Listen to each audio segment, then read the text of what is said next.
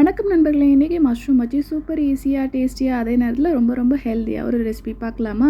ஒரு packet mushroom எடுத்து நல்லா கழுவி சுத்தம் பண்ணிவிட்டு இந்த மாதிரி குட்டி குட்டி க்யூபாக வர அளவுக்கு நல்லா குட்டியாக கட் பண்ணிக்கிறேன். இப்போ எல்லா மஷ்ரூமையும் சூப்பராக கட் பண்ணியாச்சு. இப்போ ஸ்டவ்வை வந்து நல்லா ஹை ஃப்ளேமில் ஆன் பண்ணியிருக்கிறேன். அதுக்கப்புறமா வந்து நல்ல ஒரு கடாய், அடிகனமான கடாயை வச்சுக்கிறேன். உள்ளே வந்து எண்ணெயோ நெய்யோ எதுவுமே விடலை. வெறும் கடாயில் கட் பண்ணி வச்சுக்கிற மஷ்ரூமை போட்டு ஒரு 2 நிமிஷம் வதக்கணுன்னா உள்ளேருந்து தண்ணி இப்படி வந்துடும். அதுக்கப்புறமா ஒரு நிமிஷம் கழித்து அந்த தண்ணி எல்லாமே நல்லா வற்றி ட்ரை ஆகிடும். எல்லா தண்ணியும் வற்றி ட்ரை ஆனதுக்கப்புறம் அடுப்பை நல்லா சிம்மில் வச்சுட்டு கொஞ்சம் பட்ரு, உப்பு, மிளகுத்தூள் போட்டு நல்லா ஒரு நிமிஷம் கிண்ணோம் அப்படின்னா நல்ல ஒரு கோல்டன் ப்ரௌன் கலரில் அழகாக ரெடியாகி வந்துடும். ஒரு நிமிஷம் கழித்து நம்ம எடுத்துடலாம். இதை அப்படியும் சாப்பிட்லாம். சாப்பிட்றதுக்கு ரொம்ப டேஸ்டியாக இருக்கும்.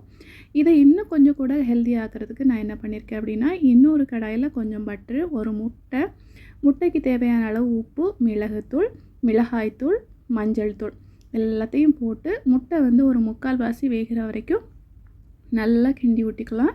அதுக்கப்புறம் நம்ம ஏற்கனவே ரெடி பண்ணி வச்சுக்கிற மஷ்ரூமையும் உள்ளே போட்டு நல்லா ஒரு பெரட்டி எடுத்தோன்னா சூப்பராக ரெடி ஆயிடுச்சு. அவ்வளோதான். இதுபோல் நீங்களும் உங்கள் வீட்டில் செஞ்சு சாப்பிட்டு என்ஜாய் பண்ணுங்கள். நாளைக்கு இன்னொரு வீடியோவில் பார்க்கலாம். நன்றி.